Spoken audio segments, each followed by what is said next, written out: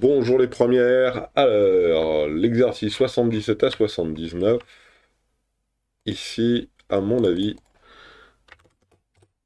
ça doit pas être bien long. 77. On a deux événements, P de A, P de B et P de A et B. À l'aide de ces informations, porter ces informations dans un tableau à double entrée, puis le compléter. Donc là, ils sont très portés, tableau à double entrée.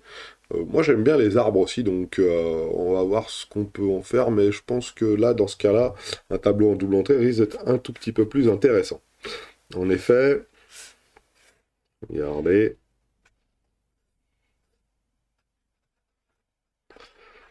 j'aime bien mettre total. C'est un tableau de probabilité, donc la probabilité totale, ça fait 1. Là, on a B ou B bar. Là, on a A ou A bar. On a P de A et B qui vaut 0,25. On a P de A qui vaut 0,3, donc P de A, hop, c'est ici, 0,3. Et on a P de B qui vaut 0,4. Donc si on avait maintenant à compléter ce petit tableau-là, 0,25 pour aller à 0,3, ça fait 0,05. 0,3 pour aller à 1, là j'ai 0,7. 0,4 pour aller à 1, là j'ai 0,6. 0,05 pour aller à 0,06, ça fait 0,55. 0,55 pour aller à 0,17. Je crois qu'il manque 16, 15. 0,15.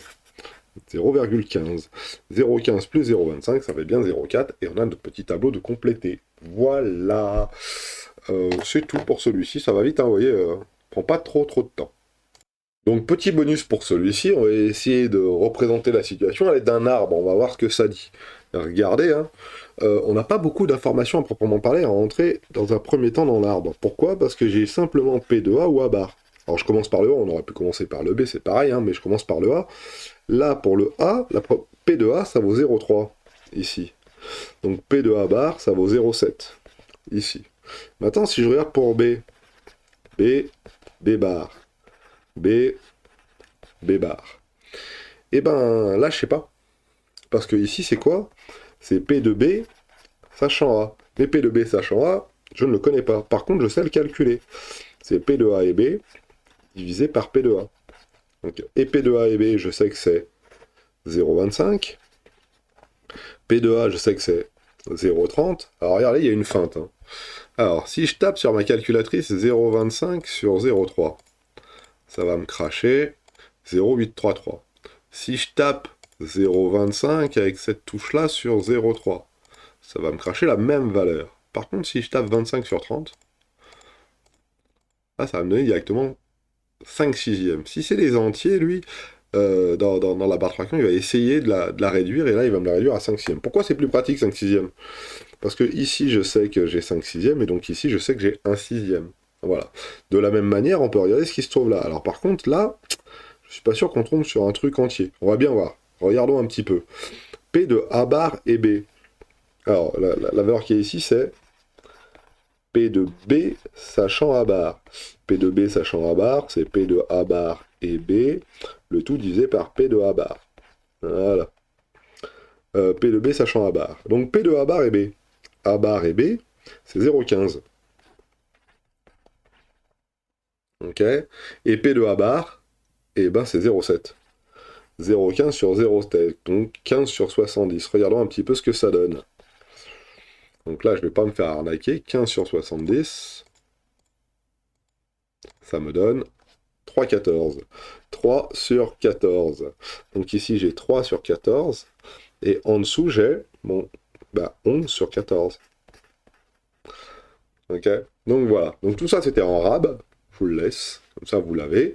Et voilà pour l'exercice 77. Allez, la suite, 78. A et B sont deux événements. On donne P de A égale 0,6, P de B égale 0,5, P de A et B égale 0,4.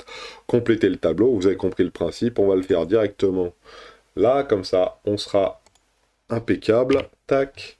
Donc si j'ai 0,4 ici, ah là là, si j'ai 0,4 ici, ah il veut pas, on va y arriver ou pas? Ah non, il veut pas. Si j'ai 0,4 ici, ma machine à écrire elle est où? Là. Pour aller à 0,5, j'ai 0,1, si le logiciel s'y met. 0,4 pour aller à 0,6, 0,2. 0,6 pour aller à 0,1, 0,4. 0,1 pour aller à 0,4, 0,3. 2 et 3, ça fait 5. 0,5 et 0,5, ça fait 1. On est bon. Petit b, calculer P de B sachant A et P de A sachant B. Ça, c'est les grands classiques. Donc P de B sachant A, un petit peu de truc. Le 78, donc oui, ça va vite, hein. 78, c'est ça, hein. On va pas tromper. Je ne me suis pas trompé. P de B sachant A, c'est donc P de A et B divisé par P de A et P de A sachant B. C'est donc P de A et B, toujours la même, sur P de B. Voilà. Alors attention, hein. P de A, P de A, P de B, P de B. Voilà, maintenant on peut compléter avec nos valeurs numériques. Alors, je sais pas pourquoi je le fais en rouge. Alors, P de A et B, ça fait 0,4. Et P de B, ça fait donc 0,5 ici. Et P de A, ça fait donc 0,6 là. 2 tiers, 4 cinquièmes. Voilà. Pour celui-là, je vais le laisser en 2 tiers. 4 cinquièmes, 18, 0,8. Voilà. Impeccable, voilà, pour le 78. Ça va vite, hein, vous avez vu. Pas demander grand-chose, hein. Voilà, ça c'est P de A sachant B, hein. Le sachant B est bien haut, dénominateur, on est bon. Le 79, qui a marqué un essai? Le tableau ci-dessous donne des indications sur la répartition des 40 joueurs d'une équipe professionnelle de rugby en fonction de la nationalité des joueurs. Français, pas français. Leur poste sur le terrain, avant, pas avant, à mon avis. A et A bar, ça doit être avant, pas avant. Donc regardons un petit peu ce qu'il en est, voilà. Hey, recopier et compléter le tableau. Donc vous doutez bien qu'on va faire le même principe. La question c'est est-ce qu'on va pouvoir? Et à mon avis, on peut. Donc, on est bon. Ah, excusez-moi. Donc on est bon. Donc normalement, si j'appuie là, voilà. 12 pour aller à 17, ça fait 5. 5 pour aller à 15, ça fait 10. On est bloqué. Quand vous voulez qu'on remplisse le reste, on ne sait pas. Par contre, il y a une info qui nous a été donnée dans l'exercice d'avant. Ils sont 40 joueurs.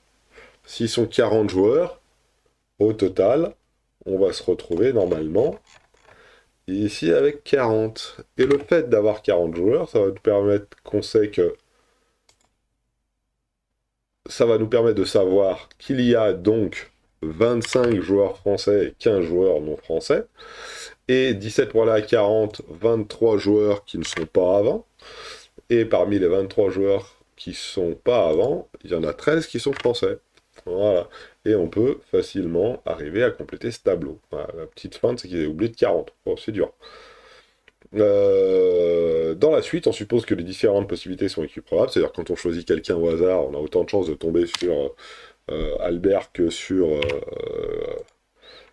Robert. Donc, lors du dernier match, on sait simplement qu'un avance est blessé.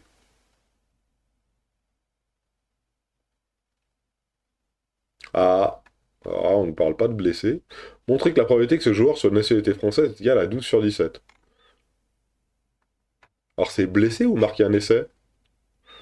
Ils ont en fonction de la répartition des grands joueurs de l'équipe professionnelle et leur poste sur le terrain.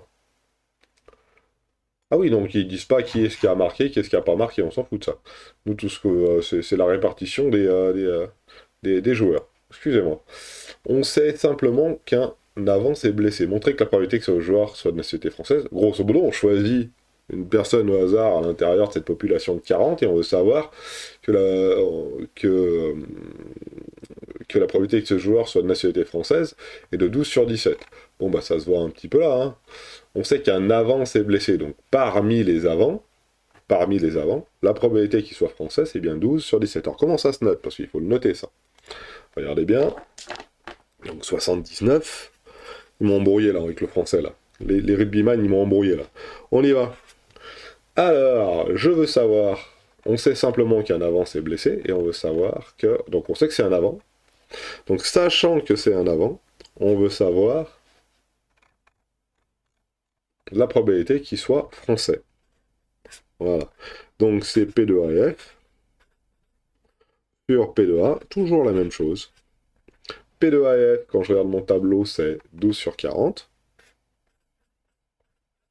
Et P de A, oui, c'est 17 sur 40. Donc ce qui nous fait 12 sur 17. Hein. Je vous rappelle que ça et ça se simplifie. Voilà. Impeccable. Alors, lors du dernier match, on sait seulement qu'un joueur étranger a marqué un essai. Quelle est la probabilité que ce soit un avant? Voilà, donc vous voyez, ça c'est l'inverse maintenant qu'il nous demande. Pour le petit B, pour le petit C donc, on sait qu'un joueur étranger a marqué un essai. Donc on sait, sachant qu'il ne soit pas français, quelle est la probabilité que ce soit un avant. C'est ça, hein. Donc ici, pareil, hein. P de A et F bar sur P de F bar. Et ça, qu'est-ce que ça donne? Bah, P de A et F bar, on va bien regarder ce que ça donne. P de A et F bar, ça fait 5 sur 40. Et P de F bar, alors si je regarde bien F bar, ça fait donc 15 sur 40. Donc tout ça, ça fait 5 sur 15, ce qui fait donc un tiers. Voilà. Alors de la même manière, crac, crac, tac, tac, on est bon. Et voilà pour ces exercices. Alors c'est le 79 et on s'est arrêté au 79. Donc vous voyez, c'est très rapide quand on connaît nos petites formules, quand on sait remplir nos tableaux croisés. Et puis voilà, je vous souhaite à tous de passer une bonne journée.